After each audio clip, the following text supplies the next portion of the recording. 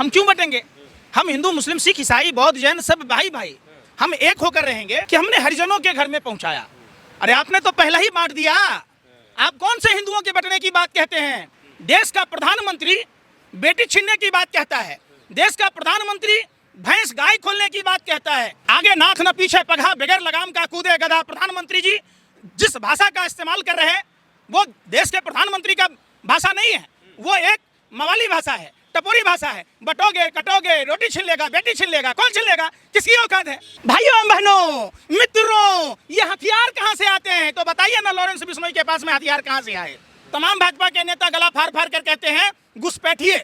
कौन घुसपैठिए? केंद्र में देश के प्रधानमंत्री नरेंद्र मोदी, रक्षा मंत्री, गृह मंत्री को यह जवाब देना चाहिए। अगर देश में घुसपैठिए आ रहे हैं तो ये वाकई चिंता का सवाल है और ये बहुत ही शर्मनाक है। आपसे देश नहीं संभल रहा, आपसे घर नहीं संभला। हिंदू देखिए 2014 से पहले खतरे में नहीं था। आखिर क्या कारण है कि भाजपा के शासन काल में ही हिंदू खतरे में है? देश में मुसलमानों ने कितनी कुर्बानियां दी, आज मुसलमानों को मौत के मुंह में ढकेला जा रहा है।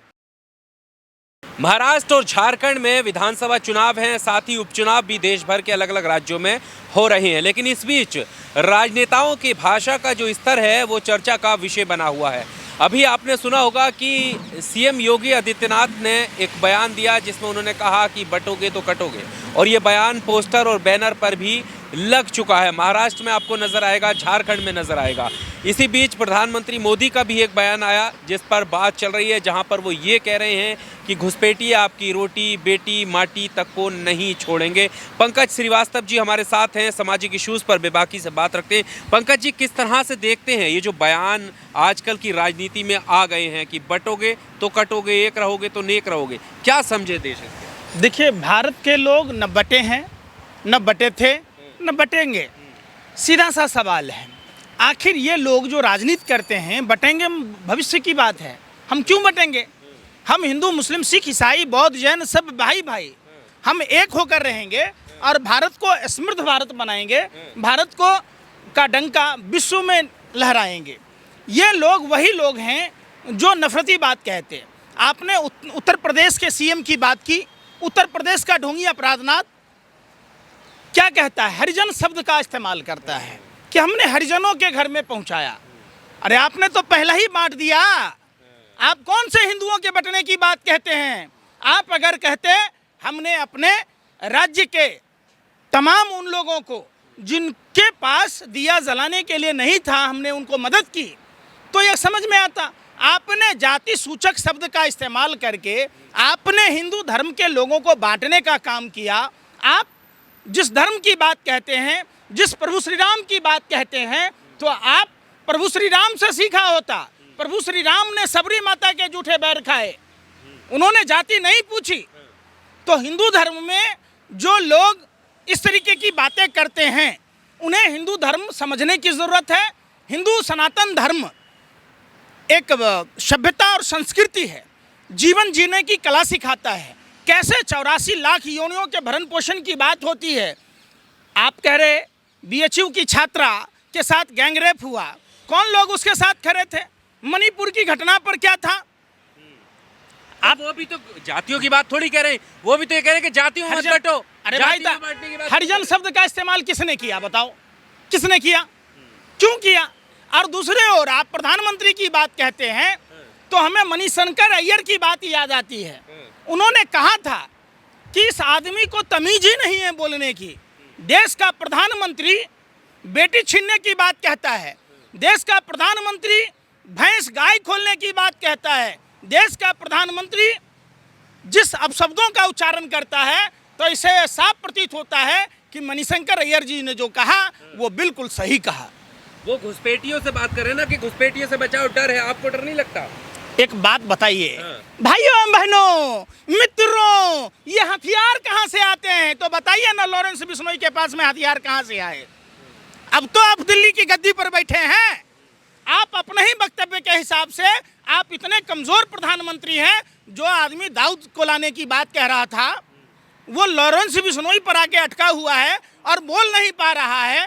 प्रधानमंत्री जी बताइए कि साबरमती जेल में बंद कैदी कैसे प्रेस कॉन्फ्रेंस करता है, कैसे देश में एक एक कर चुन चुन कर लोगों को मारता है, दहशत फैलाता है, रंगदारी मांगता है, वसूली करता है।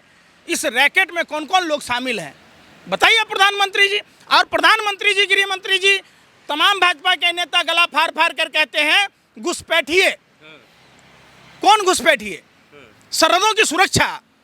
अभी एक नया कानून बनाकर कोई राज्य सरकार के जिम्मे नहीं है सरहद की सुरक्षा करना, केंद्र सरकार के अधीन है। केंद्र में देश के प्रधानमंत्री नरेंद्र मोदी, रक्षा मंत्री, गृह मंत्री को ये जवाब देना चाहिए कि आप जब झारखंड का सीमा कोई बांग्लादेश से नजर आता है क्या सटा हुआ, केंद्र सरकार के अंडर में है। अगर देश में घुसपैठिए आ रहे हैं तो ये वाकई चिंता का सवाल है और ये बहुत ही शर्मनाक है। आपसे देश नहीं संभल रहा, आपसे घर नहीं संभला, आपसे लुआई नहीं संभली, आपसे देश क्या खाक संभलेगा? पर जब देश सुरक्षित हाथों में है तो खतरा कैसे है? कौन सा सुरक्षित है भैया? आप बताइए सुरक्षा कहाँ से? सुरक्षित हाथों में है? बिल्कुल नहीं। जिस आदमी की औकात लॉरेंस बिश्नोई पर कार्रवाई करने की नहीं है, उसे खत्म करने की नहीं है, वो देश की सुरक्षा दे देगा? आप बताइए ना क्या सुरक्षित है? खतरे में है आप। एक बात, अरे भाई सुनिए, हिंदू देखिए 2014 से पहले खतरे में नहीं था। 900 साल मुगल बादशाह था, हमारे पुरखे आज तक बचे रहे, आने वाली हमारी नस्लें हिंदुओं की बची रही। देश के अल्पसंख्यक बिरादरी से आने वाले प्रधानमंत्री मनमोहन सिंह जी के समय में हिंदू खतरे में नहीं था। अल्पसंख्यक समुदाय से आने वाले देश के राष्ट्रपति अब्दुल कलाम थे, कोई हिंदू खतरे में नहीं था। आखिर क्या कारण है कि भाजपा के शासनकाल में ही हिंदू खतरे में है? आप बताइए। अगर गैर भाजपा की सरकार होती केंद्र में, तिरुपति बालाजी में 320 रुपये किलो का घी का टेंडर पास हुआ। घी की गुणवत्ता की जांच नेशनल डेयरी बोर्ड करता है, जो केंद्र सरकार के अधीन ही आता है। फसई जो लाइसेंस देता है वो केंद्र सरकार के अंतर्गत आता है। तो उसमें गाय की चर्बी, सुअर की चर्बी, मछली की चर्बी, एक शब्द किसी भाजपा नेताओं ने नहीं बोला। यहाँ तक कि खुद देश के प्रधानमंत्री, गृह मंत्री, स्वास्थ्य मंत्री, तमाम भाजपा के वो मंत्री जो भगवा ओढ़ कर राम और कृष्ण की बात कहते हैं, जो तिरुपति बालाजी से लेकर अयोध्या तक को दूषित करने का काम किया, वो लोग एक शब्द नहीं बोला कि वो घी कंपनी कौन है। कहीं वो चंदा का धंधा तो नहीं था? ये जांच का विषय है। आखिर उस घी कंपनी पर कार्रवाई की बात क्यों नहीं करते? क्या प्रधानमंत्री जो विराट कोहली के कुत्ते पर ट्वीट कर सकते हैं, जो प्रधानमंत्री हर बात पर ट्वीट करते हैं, वो प्रधानमंत्री वो गाय की चर्बी, सुअर की चर्बी और मछली के तेल चर्बी वाले घी के बारे में क्यों नहीं ट्वीट किया? आप कैसे हिंदू हैं प्रधानमंत्री जी? आपकी पार्टी ने 250 करोड़ से अधिक गाय का मीट बेचने वालों से चंदा खाया।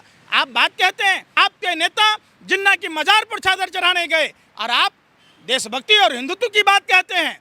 अरे हिंदू धर्म जिस दिन आत्मसात कर लेंगे प्रधानमंत्री जी, आप नफरत की भाषा, दो कौड़ी के लुच्चे लफंगे मवालियों की भाषा बोलना बंद कर देंगे।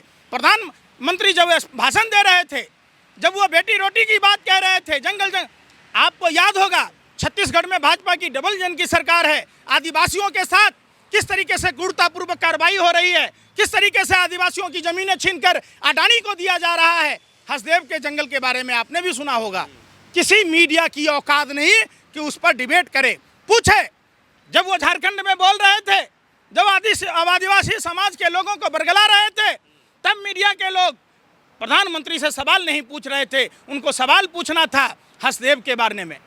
पर खतरा बेटी पर है, रोटी पर है, ये माटी पर है, और प्रधानमंत्री को ये खतरा नजर आ रहा है, आपको खतरा नजर नहीं आ रहा? देखिए, प्रधानमंत्री गधा के जन्म छुड़ा रहे, आगे नाथ न पीछे पगहा, बगैर लगाम का कूदे गधा। प्रधानमंत्री जी जिस भाषा का इस्तेमाल कर रहे हैं वो देश के प्रधानमंत्री का भाषा नहीं है, वो एक मवाली भाषा है, टपोरी भाषा है। बटोगे, कटोगे, रोटी छीन लेगा, बेटी छीन लेगा, कौन छीन लेगा? किसकी औकात है? भारत क्रांतिकारियों की धरती है, भारत स्वाभिमानियों की धरती है, भारत सभी धर्मों के मानने वाले लोगों का धरती है। बता तो रहे, अरे घुसपैठिया घुसा कैसे है? इसका मतलब प्रधानमंत्री कमजोर प्रधानमंत्री है जो दिल्ली की गद्दी में बैठा है। प्रधानमंत्री जवाब दीजिए, केंद्र सरकार के अंतर्गत आता है निगरानी, किसी राज्य सरकार के अंतर्गत नहीं आता है। और बांग्लादेश का सीमा कोई झारखंड नहीं लगता है। आखिर अगर बांग्लादेशी घुसपैठ कर रहे, इसका मतलब है कि केंद्र सरकार की विफलता।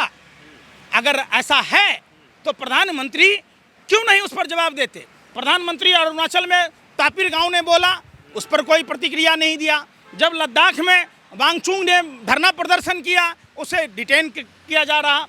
तो ये सब चीज़ें जब आप देखेंगे, वाकई देश खतरे में है। और जो प्रधानमंत्री के डंका बजने की बात आप लोग कह रहे हैं, प्रधानमंत्री का ढोल फूट गया, खुल गया पोल। किस तरीके से कनाडा में हो रहा, अमेरिका ने बैन किया। प्रधानमंत्री तो बेमतलब बेगाने शादी में अब्दुल्ला दीवाने बन रहे। अरे आप पहले अपने देश के बारे में सोचते, शिक्षा के बारे में सोचते, रोजगार के बारे में सोचते, स्वास्थ्य के बारे में सोचते। आए दिन उत्तर प्रदेश में महिलाओं के साथ छेड़खानी की घटना होती है। अब तो ये देखिए, पुलिस वालों ने अपने हेडक्वार्टर में फ़ोन किया, पार्टी में जाना था। मेरठ की घटना है। आप जब देखेंगे, ऐसा कोई दिन नहीं है जिस दिन महिलाओं के साथ अत्याचार नहीं हो रहे, किसानों के साथ नहीं हो रहे, छात्र नौजवानों के साथ नहीं हो रहे। इनका मतलब सिर्फ चुनाव जीतना है और चुनाव में कैसे झूठा प्रोपेगेंडा चलाना है। प्रधानमंत्री जी कहते हैं हमने जो कहा वो किया। प्रधानमंत्री जी, अगर आप बनारस में 11 साल में 55 गांव आदर्श होने चाहिए। गृह मंत्री जी, 11 गांव आपके लोकसभा क्षेत्र में होने चाहिए। आप जिस दिन बता दोगे उस दिन हम आपका विरोध करना छोड़ देंगे। है हिम्मत तो बताए, भाजपा का कौन सा नेता हर साल 5 गांव आदर्श बनाया हो, 100 स्मार्ट सिटी की बात हो, 2 करोड़ युवाओं को रोजगार देने की बात हो, रुपया को डॉलर के बराबर करने की बात हो, मेक इन इंडिया की बात हो। और ये कह रहे विदेश में भी जाकर झूठ बोलते, लाल किला में जो बोलते, देश के कोने कोने में जाकर जो झूठ बोलते। हर दिन यूनिवर्सिटी बन रहा है, IIM बन रहा है। तो जब भी बांग्लादेश में कुछ हुआ तो भारतीय छात्र बांग्लादेश गए थे, यूक्रेन में हुआ तो यूक्रेन गए थे भारतीय छात्र पढ़ने। तो ये क्या मुजरा गाने के लिए बना है प्रधानमंत्री जी? आपको तो मुजरा बहुत पसंद है। आपने किस लिए बनाया है? आपने जो इतने यूनिवर्सिटी और कॉलेज बनाए वो किस काम का? बताओ। जब भारत के छात्र विदेश में जाकर जान पर खेलकर पढ़ाई करते हों, फिर आपने जो बनाया वो कहाँ, उसमें क्या रखा है? तो ये बताएं। पर ये जो आप कह रहे हैं कि डर का माहौल बनाया जा रहा है, लेकिन जब वो ये कह रहे हैं कि बटोगे तो कटोगे, वो भी तो एक होने की बात कह रहे हैं। भाई, कौन एक होगा? ये भारत सबका है, किसी एक का है? भारत में जो भी हिंदू और मुसलमान हैं, सिख हैं, बौद्ध हैं, आपको पता है सिखों ने कितनी बड़ी कुर्बानी दी। आज उस सिख समाज को बदनाम किया जा रहा है।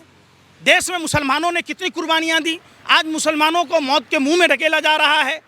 अब ये देश सबके सामूहिक प्रयास से देश आज़ाद हुआ। हम गोरे अंग्रेज़ों की हुकूमत थी हमारे देश पर, हम पूरे समाज के लोगों ने मिलकर, सभी धर्म के लोगों ने मिलकर 7 समुद्र पार खदेरा। आज भी उनके मानने वाले लोग, जिनके पुरखे जो गोरे अंग्रेज़ों की दलाली और मुखबरी करते थे, जो तलबे चाटते थे, जो उनसे पेंशन लेते थे, जो उनके यहाँ गार्ड की नौकरी करते थे, जो उनको भारत की खुफिया जानकारी पहुँचाते थे, आज भी वही काम उनकी नाजायज़ औलादे कर रहे हैं।